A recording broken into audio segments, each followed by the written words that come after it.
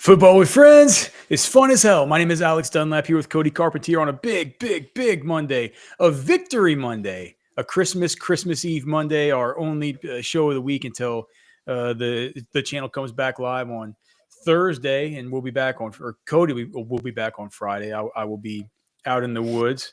Cody, a ton to get to today. Texas coming off a victory against Clemson, one where we can discuss what went down and how it happened. I've done the defensive deep dig. I'm halfway through the offense. We had Sark's press conference today. We have a million things from your column to talk about, the general fallout around college football over the course of the weekend. How are you doing today, brother? I'm excited to hear that you're going to be in the woods this weekend because that means meat, right? That means you're going to hopefully finally get some meat in it. Let's see. All you can ask for is an opportunity. Let's all wish Alex luck. Everybody in the chat, I want to see a message wishing Alex luck because we need a Merry Christmas, a Happy New Year, and a freezer full of meat. That's the main thing right here. So big victory Monday, and like you said, only show till Friday for Football with Friends. So pack in, click that like button, click subscribe, and enjoy the show. So let me ask you this. This is kind of like, this is not on the list of topics that you and I said we were going to talk about. And as always, we like to get in, get out, talk football, make sure that we have everything. We take a lot of preparation into the show. So Cody, I hate to throw it off here, but I got to thinking through the course of the day today. Just the whole Ohio State Tennessee thing. And there's a million things that I want to talk about with this, about what it means for the whole SEC is better than everybody else narrative, and how South Carolina and Ole Miss and Alabama should have been in the playoff, and all that stuff. And I mean, I kind of wonder about what you think about Nico at this point. Where are we with Nico, Iamaleava, and all the rest of it? But the one overarching thing as it relates to Texas is this. I've decided that I think that I'm finally willing to admit it, that I think that the Michigan-Ohio State rivalry is a bigger deal than the Texas-Oklahoma rivalry. And the reason I'm saying it is this. And look, I think Texas OU, it's in the setup and the fair and like how long it's been going on. I get it. But Cody, that game, I watched Ohio State and I said, that's a team that nobody should want to play right now, right? That is a team that just went in and just whooped a good SEC football team. And I know they didn't have Sampson, and I know Squirrel White got hurt and all this stuff, right? They had Sampson. He got hurt though too. What? So they did not have Sampson. He played. He just got hurt. Here's the fact of the matter. They won that game. They're moving forward in the playoff, and still it feels like anybody's talking about, anybody in their media, all the questions to Ryan Day are still about losing to Michigan. Yep. After that game, I don't think that Texas fans would hold that big a grudge. I just don't. And look, I'm getting skewered in the chat. I knew that I would, but I think Texas fans would say, all right, live and let live. It's like we lost our rivalry game, but at least we're moving on in the playoffs, and the team just looked really good. You know, like we can go back and talk about his struggles versus Michigan maybe after the season's over. And I think if they would have lost that game, they would have rioted, but they looked awesome, dude. And so to me, people are saying that, people in the chat are saying that I'm a complete moron. I get it. I know it's not a popular thing to say. It's mainly Longhorns fans that watch this show. And I know that, it's a giant game it's clearly one of the best rivalries in college football. I am not sure that Texas fans would be as tilted, and the media would be as tilted after the game that we just saw, but by asking Ryan Day 20 questions about the Michigan game. Can I give you my overarching thought here regarding this rivalry stuff? So Michigan, Ohio State to me it's called the game for a reason. And I think its longevity of consistently being a wild card puts it up there. I thought for a while there, even though Alabama's been so dominant, that Alabama-Auburn Iron Bowl, it's pretty sick. It's a pretty sick game to watch. and the underdog Auburn team will occasionally beat them, but it's worn so hard in the last 20 years that Alabama's been so dominant that thing just kind of come down, I think, a lot. I'll be honest with you, Alex, and like I watched from afar, like Vince, 2005, 2009. I watched from afar those teams. I was a fan of Vince, like when I was a kid. And so I have no attachment to Texas, right? I cover Texas with you. You're way more attached. You went to school there, all this stuff, right? So I've watched the Oklahoma game close the last 3 years, and I watched the A&M game this year. And I've seen the interactions from both sides of that party. I think the A&M game is a much bigger rivalry than the Oklahoma game. Well, the Oklahoma game is the best setting, I think, of any of these. Okay, the best setting, yes. But then the setting does not make the rivalry. It does because the 50-yard line thing where it's half the field, half of this. But a true rivalry is hating someone's guts. I believe that Texas and Texas A&M fans hate each other's guts more than Texas Oklahoma fans, which is very hard to understand, weird to say because they hate each other's guts. But I think that it may only be a tick, but I do believe that the again, from outside looking in, been here for a cup of coffee, that's what it looks like, and that's what it feels like. Is that stupid? I mean, Sandman thinks it is, I guess, unless he thinks that it's maybe he thinks what both of us are saying is rage bait. Personally, I think what Sandman's saying in the chat is right, and I'll bring up the chat here. I've always personally disliked A&M most, but I've always pictured him being more of like a pesky little brother. Yeah. Whereas I've always pictured Oklahoma as being kind of like, man, I really didn't like him. I get that for sure. Maybe, I mean, also A&M was more competitive this year, so maybe that was part of. And the thing is like A&M's got more money than Oklahoma, and A&M and Texas are going to be, especially in the new age of football, for the next 10 years.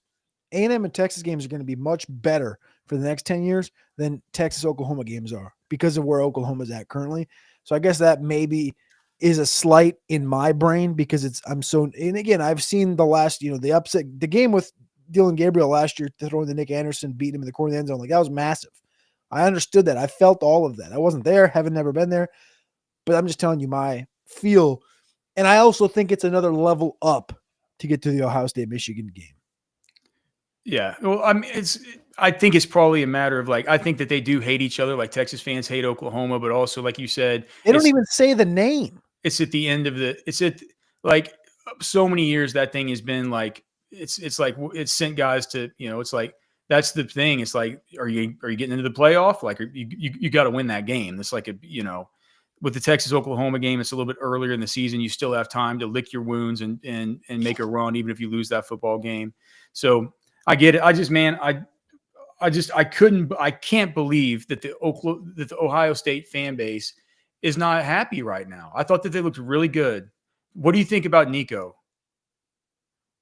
Is he going to turn good? I think so. I think he's good. He's had a good last month. He hasn't played hardly any competition. When he plays tough competition, he pretty much, dribbles down his leg. I think he's going to be fine. I think it's about finding the right weaponry on the outside for him. Yeah, he definitely looks like he hasn't quite took that next step. He's taken the next step against bad teams, but you got to play these good teams, like the game against Georgia. No touchdowns, no picks. The game against Ohio State, no touchdowns, no picks. Very underwhelming. Ran the ball a ton, but it was very ineffective. I don't know. I'm very much on the fence. I really believe in what he is and what he can be. I believe in the talent, but I think that part of the system maybe, especially with how Tennessee's built. We just came into the season expecting Tennessee to be an air raid team, score 49, 60 points a game, and they weren't built that way. They had a very good running back, very good trenches on defense, solid offensive line, and their weaponry on the outside was, a Squirrel White, a Chris Brazzell, a transfer from Tulane, and Brew McCoy, who Brew McCoy has been in college for 5 years and is coming off a leg injury. Like, it's not exactly the most dynamic wide receiver core. So I think maybe that kind of partly, if they would have had Cedric Tillman and Jalen Hyatt for Nico, I think we'd probably be having a different conversation. Yeah, I mean, yeah, for sure. You forget that Hyatt was a baller in college. Yeah. I don't know. He might have disappeared already, but he's definitely a dog in college. Well, outside of the Texas game, that was obviously the one that I was just kind of, the one I had circled that I was just super interested in, and just coming out of it. Those are my general thoughts. As far as the actual Texas game, let's talk about it. Let's also talk about what Sark and Kenny Dillingham. So they had a kind of a cockamamie press conference today. That was goofy, wasn't it? Well, they were just like reporters. They were just both sitting there at the same time, and what it led to was just a bunch of kind of bro hug, kind of compliments of one another and stuff. And they were being really respectful and complimentary. But I do think that deep down, Dillingham and Sark, Dillingham for sure, whenever he's talking about the stuff that he studied Sark doing when he was back at Washington, when he was coaching high school and stuff, and he's talked about very, very specific things that he'd taken from Sark's game. And Sark's like, hey man, like, and Kenny said, like, it's so many people go, like, so many people have learned from him. And he said, I don't know anybody, so I've never met Sark before, but I do at least know how to use Google. So I've studied him, all this stuff. And Sark was like, hey man, don't, like, he's like, I've been watching your stuff too, man. Like what you're doing with this and this. And so just a lot of kind of going back and forth there with that. It was just kind of an interesting dynamic. I think the most important thing to take away from it is that Cam Williams' injury, Sark says it's not as serious as they thought. They feel comfortable with where he is right now. Meaning I think he's probably set to play in this next game. If he's not, it wasn't like Trevor Goosby played badly, in his absence. But I've gotten through a little bit of the offense so far, and Cam was off to a hot start in that game. He's not injured yet where I'm at in the offense, but he's playing. The whole offensive line starts that game playing really, really well. The one big thing, and Cody, I'm sure we'll get to this, is that there were issues that we haven't seen in the secondary yet this season. Yeah, we've seen them. But not that much. Not over and over. Yeah, not over and over.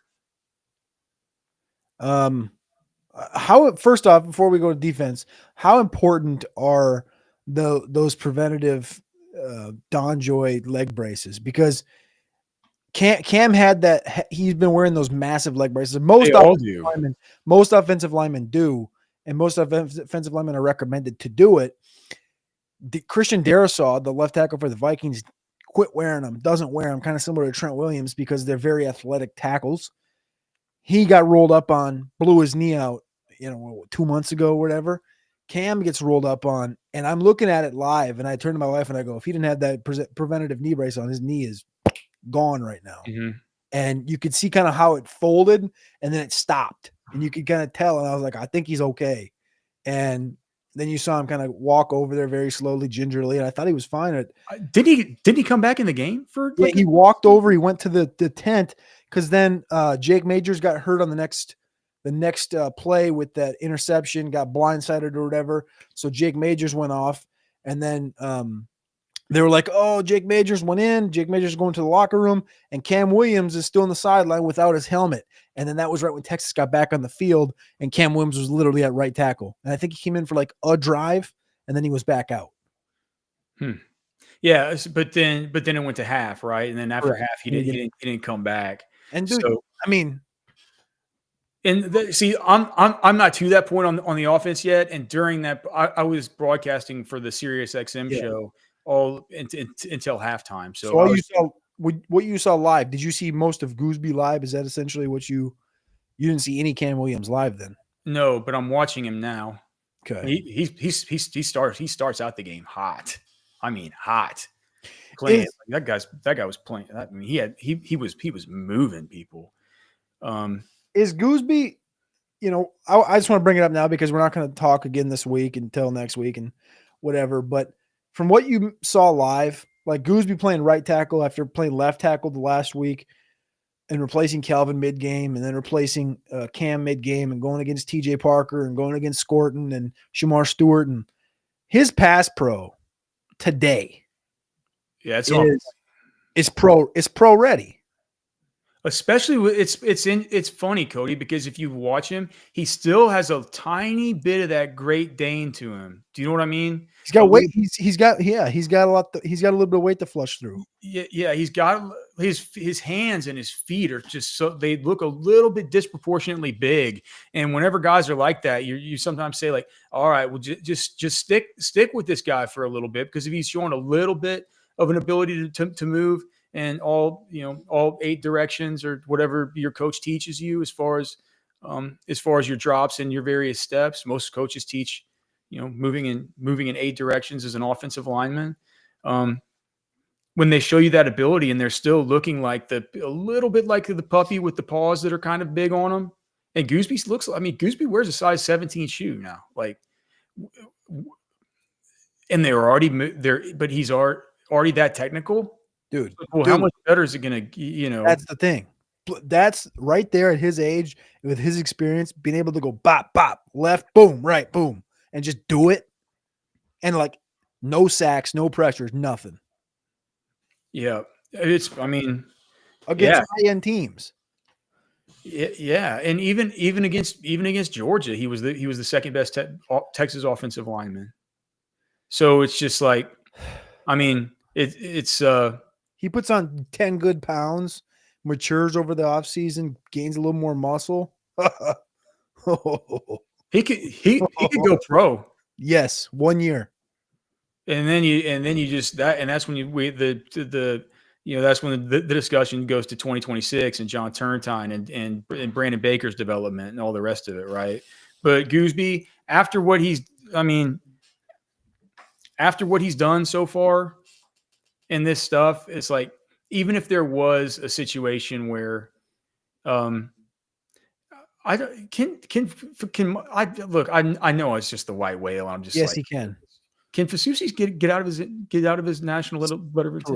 Correct. That's just like Dallas Wilson. Dallas Wilson, 5-star receiver that was committed to Oregon, was released out of his last week, and then he signed with Florida. I don't want to like call out Billy Napier for like tampering or Florida for tampering or anything, but I do find it really funny that this kid's from Tampa, and they're in like a quiet period right now in college football for recruiting, and Florida played in the Gasparilla Bowl the other night.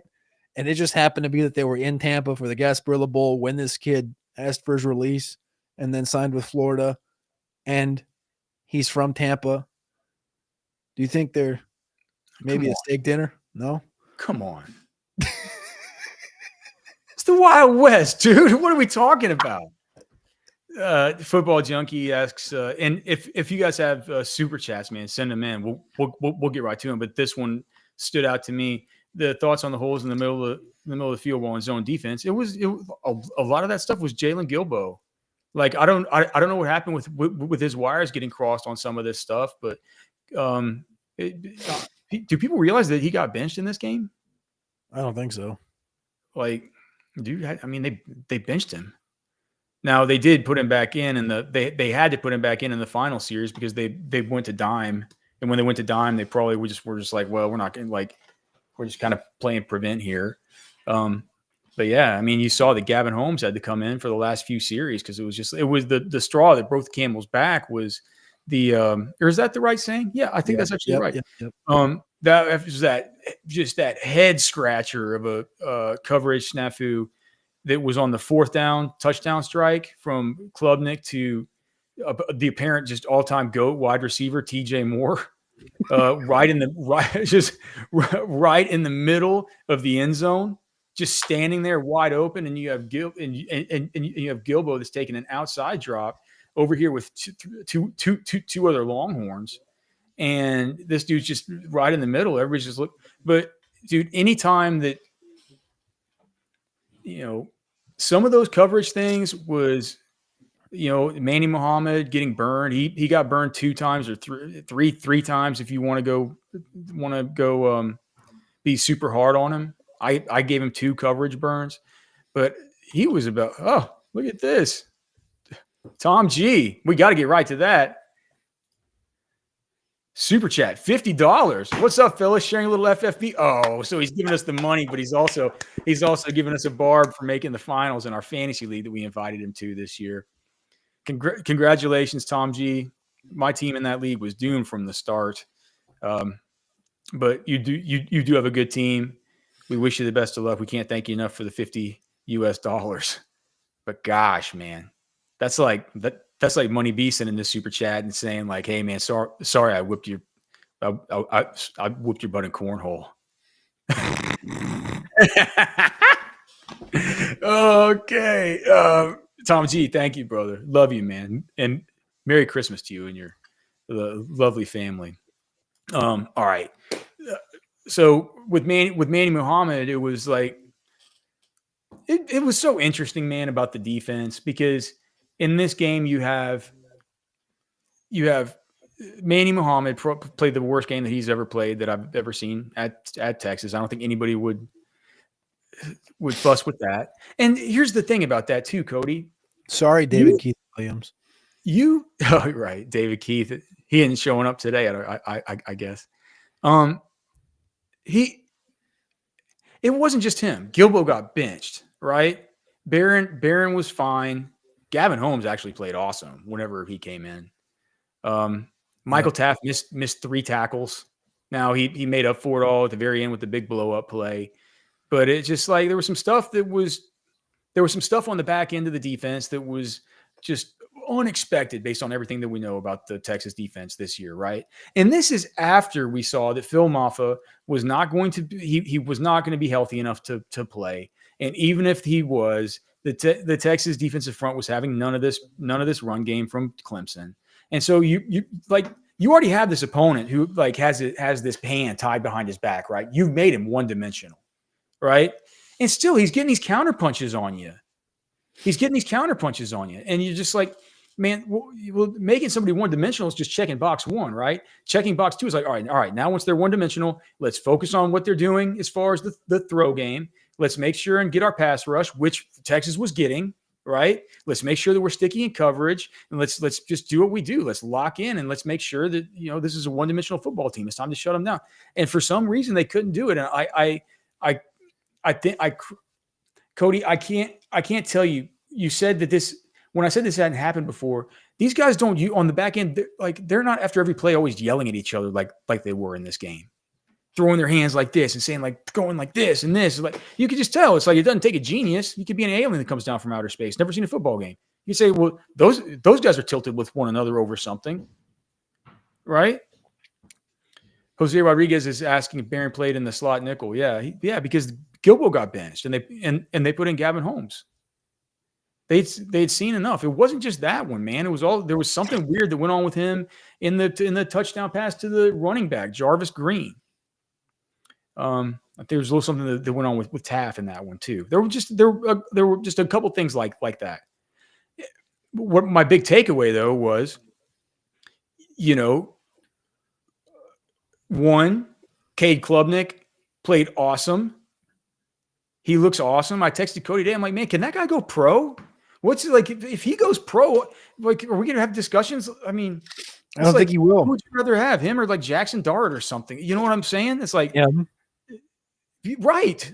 So like, why exactly wouldn't he go to pro in this really weak quarterback draft class? Because all of his weaponry, TJ Moore and Bryant Wesco are freshmen, and Antonio Williams is a redshirt sophomore, and this team's young. And I think Peter Woods, TJ Booker, sophomore, probably get drafted second round. He might get drafted second round, but what happens if this Clemson team comes back next year and averages 40 points a game, and they go, they got one loss or they go undefeated and they go back to the bowl and they maybe make a run next year? Because the team, I think we talked about this early in the year. I was like, Clemson's good. They're a little ways out. I didn't think they were quite ready. And they fought all year, and obviously they opened up with a horrible game. But yeah, I mean, I don't think he's going anywhere. I think he's going to be sitting in Clemson for one more year. I mean, especially with I don't think they have a guy. I think Vizinia or something like this is behind him. I think but he's not like special. I literally believe that Cade is expected to be back 100% for next year. Well, I mean, But I agree with you 100%. He would. I think I texted you back. I said I think he would have immediately jumped to the top of the list for the QB3 conversation right now in the draft, and I would feel pretty good about that. Now, do I think he could start it? No, he couldn't start day one. He couldn't do anything. But that like he's very situationally like in a JJ McCarthy type of a situation where like that's what I wouldn't. Now JJ obviously had to. That was a whole weird thing once he got to the pros, but I think JJ sitting for a year is perfect for JJ. Cade sitting for a year would be perfect. JJ might sit for more than a year, Cody. I know you don't think they're going to pay Darnold. Darnold is not going to be a Minnesota Viking in 2025. I'll guarantee you. Well, I mean, what if they ship him off and they only win 7 games or something next year? Again, I'm not worried about it. They have made a purposeful move to evade that big contract with Kirk, and they knew that Kevin O'Connell could win with whoever he had at quarterback. He did it with Dobbs. He did it with Mullins. He did it with Kirk. Now he's done it with Darnold. They go out and got Daniel Jones. This is going to sound stupid, but I think Daniel Jones sitting there for this whole half of the year and then going in next year, staying on that roster for $6-7 million, and then JJ being there, I think that's perfect for Kevin O'Connell. And I don't think that they'll even entertain $50 million. I don't think they'll even entertain $40 million. He's not going to command 50. He's not. He's got too much. How old is he? What? 27? Yeah, but he's just got too much these people are psychologically damaged by some of the stuff that Darnold has done in the past. And they're going to say, this is a dumb thing for me to pay this guy $50 million. You know better than that. Do you think he's going to get paid more than like Purdy? You think if the Raiders win one more game and they lose out on Cam or Shador, that the Raiders wouldn't? I mean, we've seen like Darnold would. Daniel Jones got a contract, bro. Well, I don't know who the Raiders coach is going to be next year. But I would generally think if Darnold goes to the Raiders, he's going to fail, and the Raiders are going to look stupid because that's what the Raiders. He's going to fail regardless wherever he goes, except Minnesota, where he's only lost 2 games. Correct. Okay, I don't buy that. That's I mean, it's fine. It's the facts, but we got some super chats. But I'm just telling you, they're not going to give him.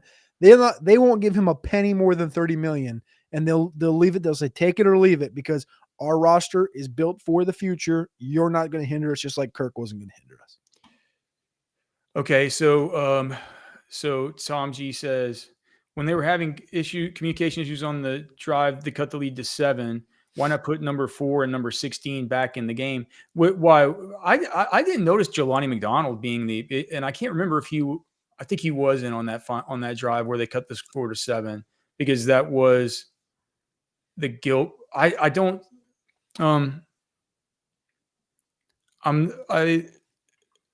not sure that I think that I think a lot of this stuff. I lay a lot of this stuff that happened with the communication on just whatever that particular issue was with them being able to talk to one another. I don't know if that was something. There had to be something internal just because we've never seen it, and it felt like there was just some place where Gilbo short circuited. You know, it's just like it is what it is. It just happens. But you know, Taff and Taff and Makuba, but they both played a bunch of snaps. I could pull up the production sheet, but I think it was like Taff. There were 68 total snaps on defense. Makuba played 49. Taff played 55 of them. Jelani McDonald played 32. It was basically I don't lay this at the feet of Jelani McDonald. And whenever you say put 4 and 16 back in, the only other safety that plays is Jelani McDonald. So I think that they did do the one thing, and they just brought in Gavin Holmes. Gavin Holmes plays awesome. He's targeted 3 times, allows no completions, has 1 blow up, 1 pass breakup. Gavin Holmes was a real star in that one. Thank you for the super chat, Tom G. Another super chat here from Jose Rodriguez. As always, guys, if you throw out super chats, we'll get to them immediately. Oh, Jose Rodriguez. Okay. All right, guys. Start one, bench one, drop one. Christmas dinner food: turkey, steak, and tamales / menudo. Okay, so I've never had menudo, and I don't know what that is. So maybe somebody can somebody in the chat explain what menudo is, or maybe I'll just look it up. Maybe I've had it and just don't know what it's called. Is that like a Mexican soup, kind of? Menudo, also known as mondongo pancita molde panza, is a traditional Mexican soup made with cow's stomach and broth with red chili pepper base. Oh, I've had this. It's a Mexican variation of Spanish coloso menudo. Yeah, I've had that stuff. That stuff's good, man. And he's saying it because the tamale ladies will sell that, and you can also have them cut it up and make tacos with it. It looks kind of like a carne guisada, except I think sometimes you can have it with pork. But it's kind of like carne guisada. So yeah, so I mean, this is easy. So you start the steak, you bench the tamale / menudo, and you drop the turkey. Bingo. And then my perfect Christmas dinner is it's gonna be beef, like a standing rib roast, or just a long tenderloin of steak. And then I know it's not really Christmassy, but it's my perfect one. So I would have it with just the best thing in the world, and that's a blue cheese lettuce wedge salad and loaded mashed potatoes. Perfect. Mashed potatoes loaded up like a baked potato. How about you, Cody? I mean, you pretty much. I didn't think about the wedge, but it's a good call. Yeah. I'll throw in some elotes in there too. Dude, look at this. Just a monster. The biggest super chat we've ever done. Oh, Barbs. Barbs 10. My goodness. Wow. $100 in the super chat. I wish I could make some sound effects for you, but I don't know. Let me take a screenshot of that. My goodness. Okay. Hey,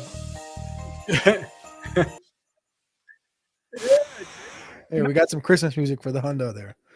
Okay, dude. We got the chat's high rolling today. Thank you, Barb. Thank you, fellas, for reasonable takes and keeping us diehard roller coaster degenerate Longhorns fans informed and entertained. Merry Christmas, Happy New Year. Dude, thank you, brother. Merry Christmas. Thank you for being here. Thanks to everybody for being here. But gosh, Barb's 10. What a guy. How rich. Gosh, I didn't know Barb's 10 was that rich. I knew Tom G was rich. Thank you, man. Okay, let's see. That $100 super chat threw me off. Okay, but so back to the defense. So basically, in a day where the Michael Taft missed tackles, the Manny Muhammad coverage burns, the Jalen Gilbo getting benched, all this stuff. Whenever you've already made them fight with one hand behind their back, and they're managing to counterpunch even with one hand behind their back, and you're just like, how Texas still wins the football game? They still cover. They still win by 2 touchdowns, and it goes to show what Sark always says about what he loves about this team and their ability to be versatile in the ways that they win football games, right?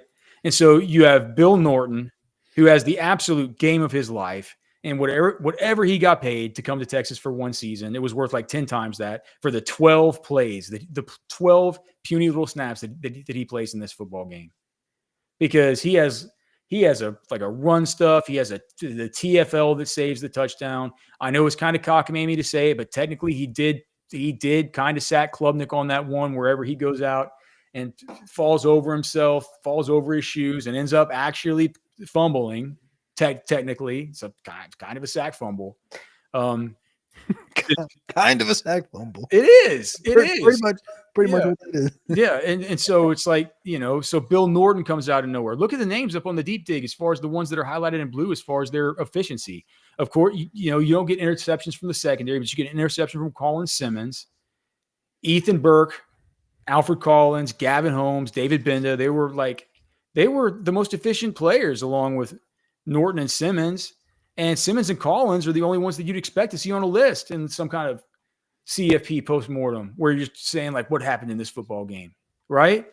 It's like they got really big contributions from kind of unlikely sources that kind of didn't play many snaps. And it was just and of course the offense had a lot to say about this, and the run game was good, and Quinn was good, right? But I was impressed by this. I was impressed by this win. I thought Clemson, and here's the thing about Clemson, they didn't come in there and embarrass themselves. They didn't come in and where you said, like, well, Clemson, like all these other teams, they're like, what are they doing in the playoff? How did they allow SMU in the playoff? How did Jennings turn into an absolute pumpkin, right? How do they allow Indiana in the playoff, right? How does Curtis Rourke turn into like the worst quarterback I've ever seen? How do they let him in? They're these blowouts. The committee did such a bad job. Nobody said that about Clemson afterwards, but Texas beat them by 2 touchdowns. So I think they played well. I think the Cade Klubnik played well. I will say just the one other thing that you notice about Clemson's got really good receivers, man. Mm-hmm. I think, dude, TJ Moore is good. And Wesco is good. Wesco's good. The guy, Williams, that guy is good. The Brenning Stool is a good tight end. And those 3 guys in particular, they all very different profiles, right? Very different styles, different positions. But all those guys, I was just thinking about it, and I wrote them down. They all have speed. They all have explosiveness. They all have route running ability. They all have excellent hands. They all have good framing ability, sideline body control, and ability to separate. That tells me that that's a well-coached bunch, right?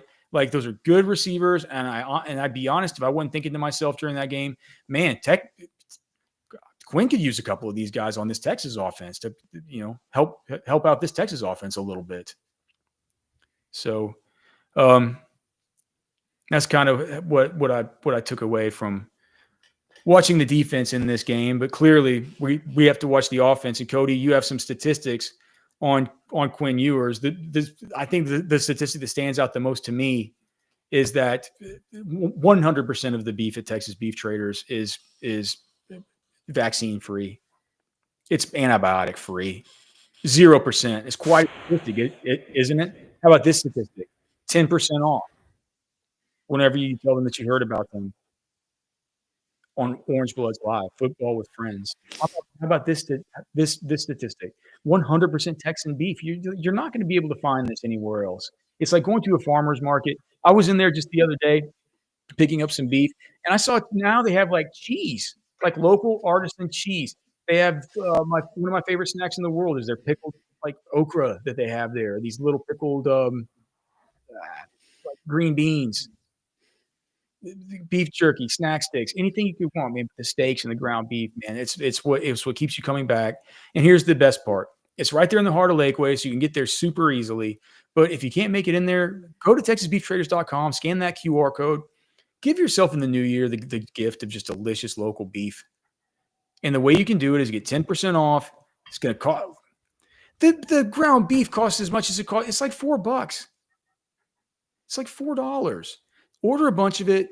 Ask Darren to bring it to your house. He'll just bring it to your house. He's not going to charge you any money to do that. Texas Beef Traders, TexasBeefTraders.com. Merry Christmas to those guys, dude. Just my favorite dudes. My son was saying this earlier this week, Cody. Byron came in to visit, and Byron was asking him, Byron does. He's like, when are you going to get your first job? All this stuff like that, right? And Merritt's like, my first job is going to be at Texas Beef Traders. Darren's already said so. He's already hired. So one day you can go up there and visit my son. All right. What about Quinn Ewers? You said we want to talk about the tape versus the stats. Well, I just have some things that I pulled up in my column today. The title of my column and the title of the show were very similar. And I said, this Quinn Ewers will bring Texas a championship. And I think he can win Texas a championship if he plays like he did in this game. And it's not because of him. It's because of the overall team and how they played. Obviously, you saw the run game come together. The offensive line played well. But I think the overarching thing that I took away was Quinn managed the game very well. Yeah. When you think about that, I think about guys, like a Kirk Cousins. He's the definition of a game manager, but the elite game managers, not in some games lately. yeah, correct. But his career, Yeah. and the great game manager, one of the greatest, if actually the greatest of all time, Tom Brady, is really a game manager, and he did it to the highest level, and also was a plus on top of that. And I think Quinn, to a certain extent, can do that, and I think he proved he's been playing pretty good, and some interesting things when I pulled back the curtain a little bit, and I've been tracking like his ADOT over the course of the year. I've been tracking like his pass rating for deep throws and shallow throws and stuff.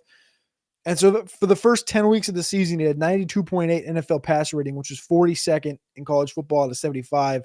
He had 2 touchdowns and a pick, 190 yards on 17 attempts. 2 touchdowns, a pick, 190 yards on 17 attempts in 10 weeks. Since the Florida game in week 11, 5 touchdowns, no picks, 321, 27 attempts. And that's on deep throws, 20-plus yards downfield. His passer rating is 122.1, so 30 points better, 13th out of 63 in college football. And he's the he's the third best amongst all quarterbacks in the CFP.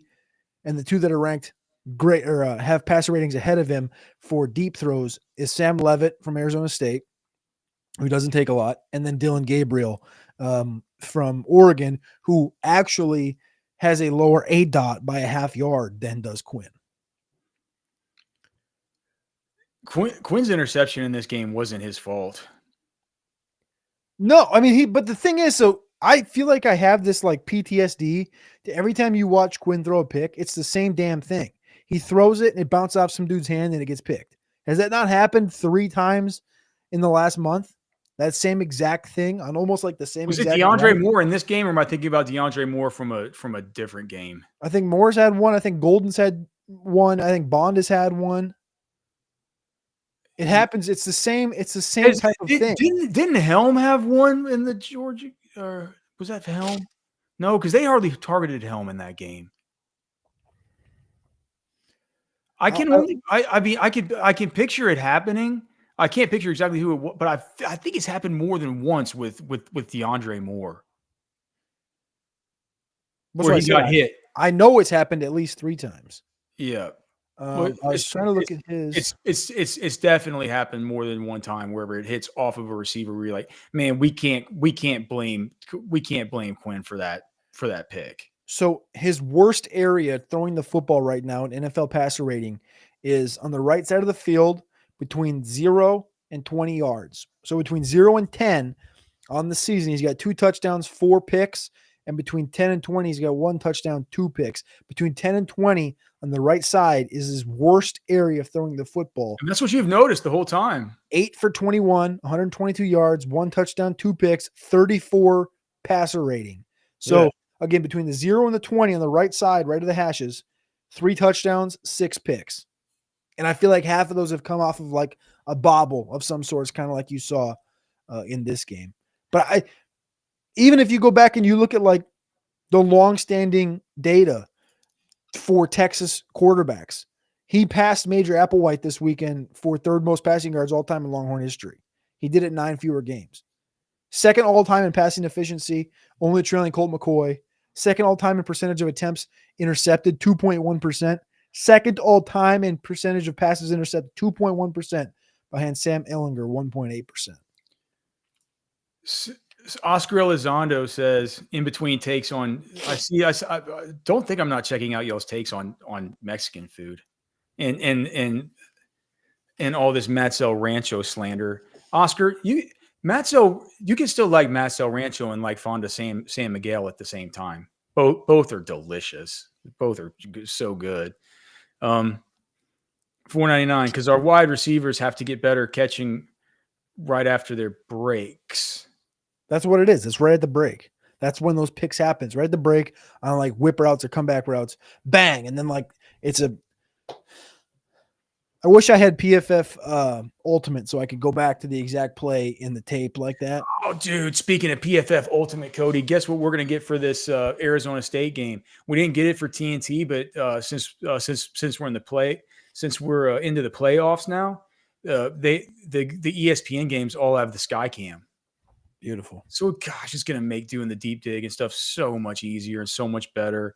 Do you ever watch? I'm not sure if I want to watch it live on Skycam. Would you watch? I usually can't watch that channel because that channel is usually got so much crap on it. Yeah. It makes the screen smaller. Quarterback though, that won't be. He might be watching it. Let's address this thing from Oscar. Yes, Alex, but Fonda is indeed real Mexican food. No, it's. I mean, Tex-Mex is real Mexican food too. It's Mexican people who make it. It's like Mexican culture that's just here in Texas. Like Tex-Mex is perfectly Mexican food. Like Fonda San Miguel is interior Mexican food. It's interior. It's still delicious. One of my favorite restaurants is Los Palomas in Westlake. That's kind of like a little bit more of an interior place. It's delicious. And it's also kind of like, they have a lot of fish and stuff there. So maybe it's also kind of like coastal, like Mexican, I guess. But I mean, Tex-Mex is still Mexican food. It's the caballeros, man. It's like, they make chili and stuff, and they're out on the wagon trails here in Texas, and they put that on top of their enchiladas, and it's just like it's delicious. It's all very good. I don't think you can tell him that Fonda isn't a Mexican food. No, I'm just saying it's interior Mexican. That doesn't mean it's real Mexican. Well, the internet would argue with that. What? It says it's literally the origin is it's Mexican restaurants, a very small, simple, and unpretentious, serving real, delicious, inexpensive Mexican food. It's not that inexpensive. I'm just reading off the damn internet, man. Yeah. I don't know nothing about it. I'm just trying to look for the origin. Okay. Well, look, it's all Mexican food. It's all, and here's the thing: basically all Mexican food is delicious, and that includes Tex-Mex. All right. Fair play. Okay. Can I ask you one question? We brought up last week. This will be quick. I got like 3 things I want to hit on before we get out of here, and I don't. Maybe we hit Prize Picks at the end, but last week I think you had final takes of how many players would be drafted in this year's draft. And I went through and I added it into a section in my column today.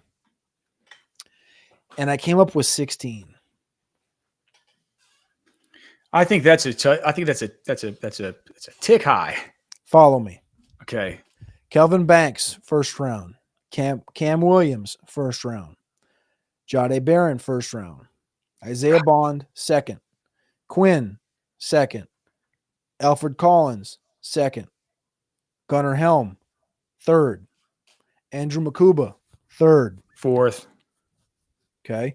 Matthew Golden, third. Baron Sorrell, third. Fourth. Jake Majors, fourth. Vernon Broughton, fourth. Fifth. Michael Taff, fifth. No. Sixth. Yeah, no. I think he's a later day. He's a later day 3 special teams coach, staying on the table for him guy. That's a 6th or 7th. Hayden Connor, 6th.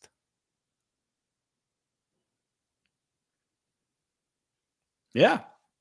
Silas Bolden, 7th. I think speed and special teams gets him drafted in the 7th. It'll be close. Are you ready? So here's the last one. That was 15. Here's 16. Bill Norton or Gavin Holmes, 7th. Does Gavin? No, he does. He doesn't have a Shrine Bowl invite. One of those two would be 16.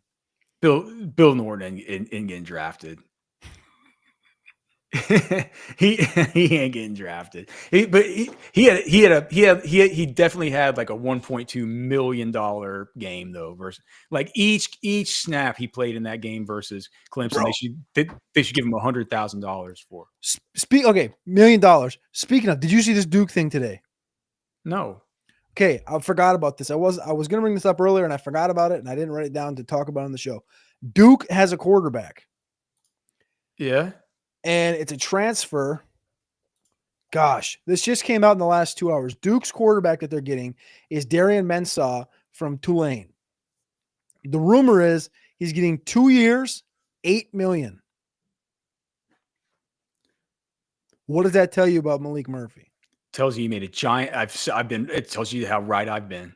But no, does it tell you Oregon State doesn't have that money. he made a mistake? Yes. Was he not offered that money?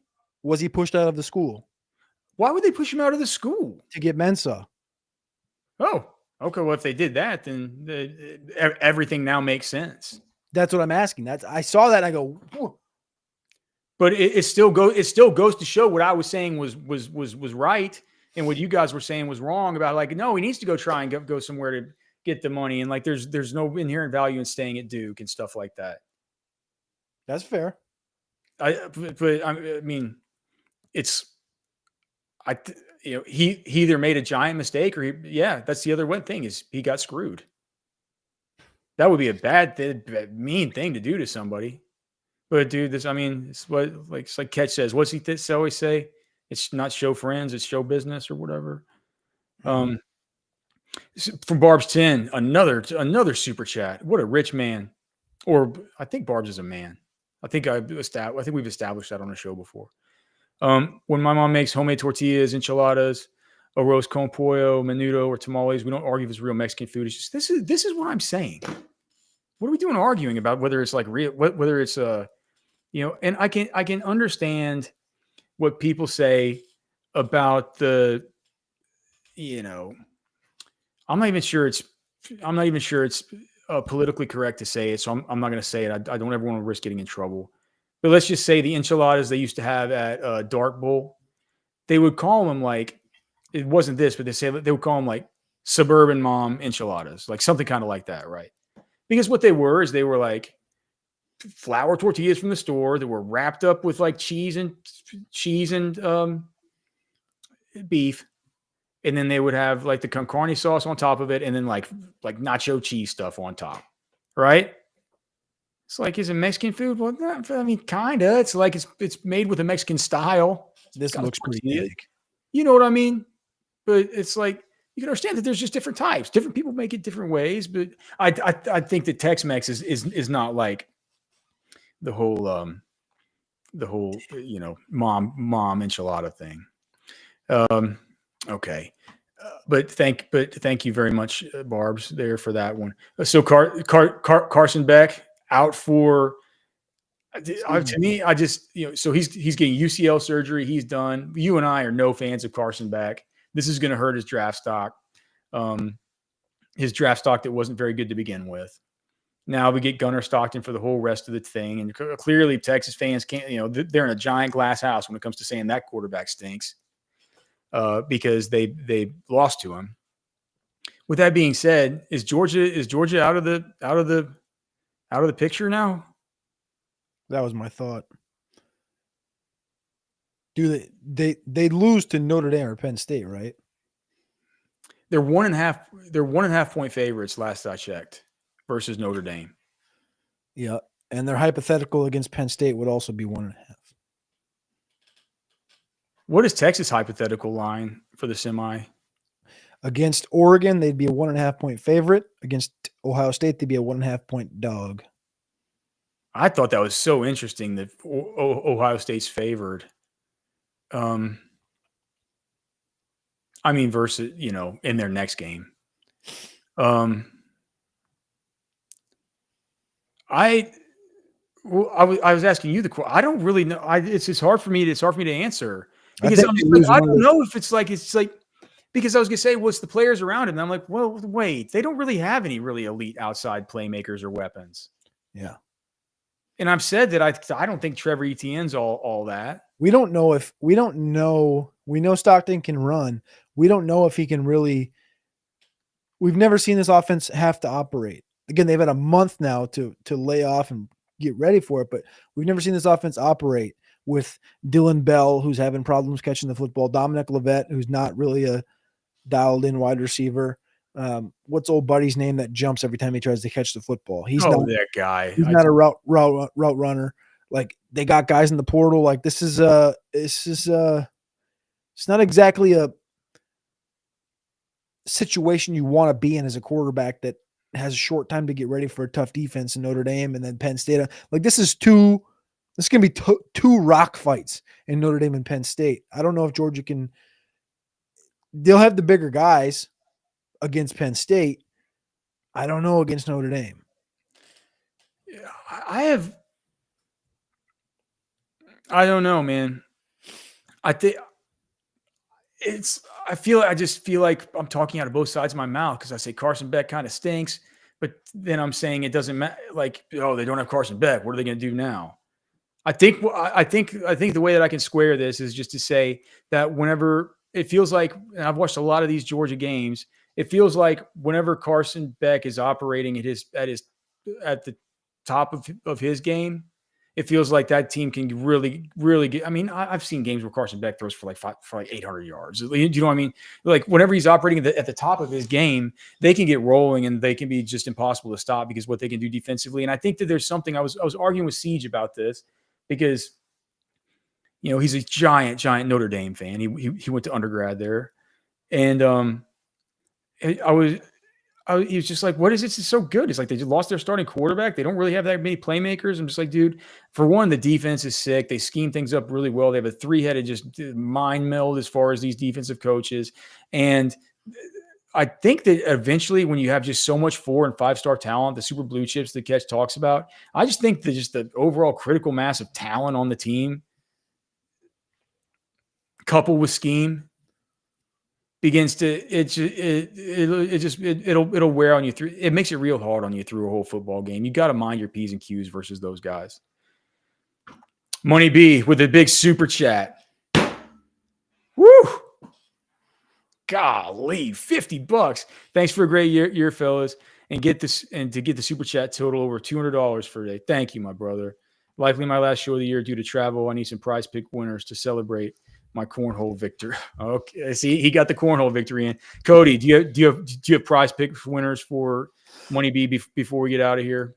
My 2 for tonight were Jordan Love less than 19 pass completions and Foster Moreau higher than 25.5 receiving yards. Those are my 2 favorites on the night. There was a couple other ones that I was interested in. What is Kendre's rushing?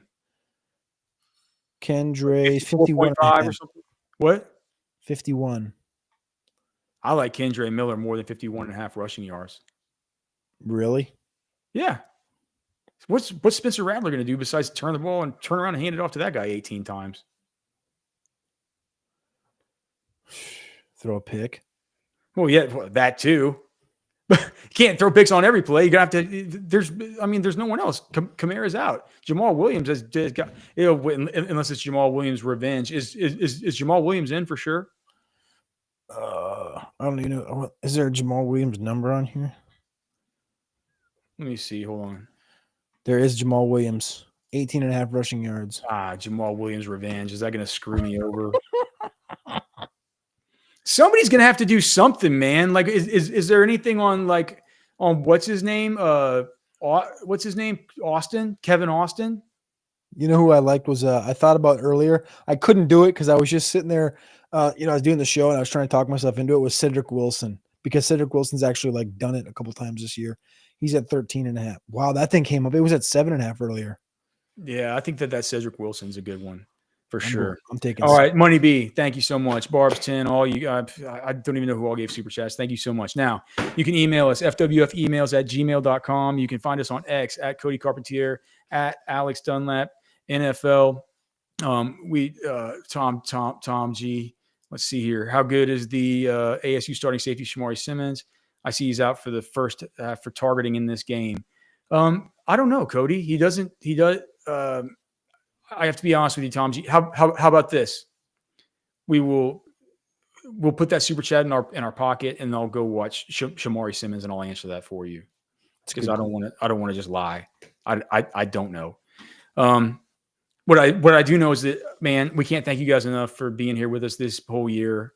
The show's growing so much, and that's because of you guys who are here and everybody who's going to watch it on the replays. Thanks so much to Texas Beef Traders. Thanks so much to Poncho Outdoors. Thanks so much to Specs, and thanks so much to you guys. We hope you have a wonderful Christmas. We will see you when we come back on Friday. And then we're going to be back in your ears and bugging you every single day, 6 p.m. as usual. So Merry Christmas. Unto us a son is born. Enjoy it, man. Enjoy your family. Enjoy your friends. It's the most wonderful time of the year. It really, really, really is. For Cody, I'm Alex. We're done.